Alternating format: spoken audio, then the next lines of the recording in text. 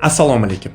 19-25 yanvar haftaligida jahon va O'zbekiston bozori hamda marketing va biznesda bo'lib o'tgan yangiliklar haqidagi dayjestimizni boshlaymiz. Demak, birinchi yangilik O'zbekistonning Safiya qandolat kompaniyasi o'zining Ozarbayjon bozoriga chiqishini va o'sha yerda o'zlarining o'sha kafelarini ochishni rejalashtirayotganligini e'lon qildi.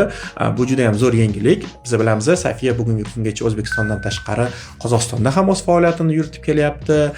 Bundan tashqari Qozog'istonda bilamiz, Bilissima kompaniyasi ishlab kelyapti. Umuman O'zbekiston brendlarining chet bozorlariga chiqishi bu har doim yaxshi yangilik. 14-fevral kuni Toshkentning Azimut mehmonxonasida 2026-yilning Toshkent marketing forumi bo'lib o'tadi. Bu O'zbekiston marketing assotsiatsiyasi tomonidan o'tkaziladigan eng yirik tadbirlardan biri hisoblanadi. Ushbu tadbir davomida xalqaro va O'zbekistondagi marketing va biznes sohasidagi mutaxassislarning chiqishlari bo'ladi. Barcha marketingga qiziquvchi, biznesga qiziquvchi insonlarni ushbu forumga taklif qilaman.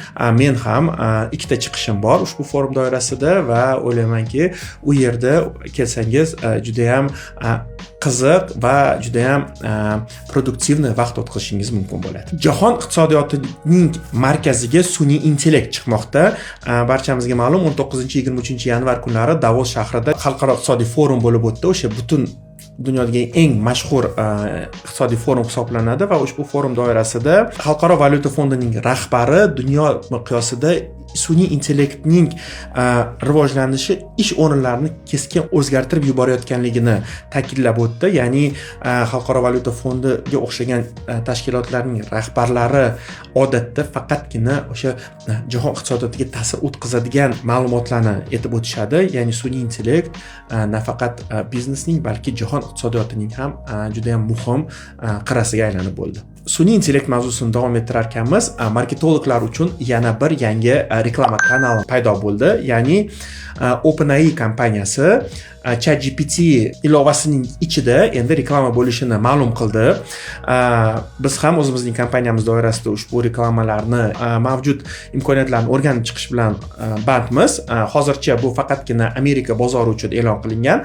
Yaqin orada boshqa davlatlar uchun ham e'lon qilinsa, biz ham birinchilardan bo'lib ushbu imkoniyatni ro'yobga chiqarishga harakat qilamiz.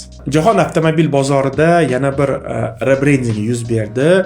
Honda kompaniyasi deyarli 40 yil, 37 yildan beri, o'sha 1981-yildan beri ishlatib kelayotgan logotipining yangilangan versiyasini e'lon qildi. Uni ko'rishingiz mumkin qanday chiqqanligini va o'zingiz ma'qul bunga baho berishingiz mumkin. O'sha Honda kompaniyasi ham o'sha dunyo trendiga, ya'ni elektromobillarga o'z fokusini qaratayotganligini va shu sababli logoni minimalistik darajada chiqarganligini e'lon qildi. 19-25 yanvar haftaligida bo'lib o'tgan asosiy biznes sohasidagi yangiliklarimiz shulardan iborat.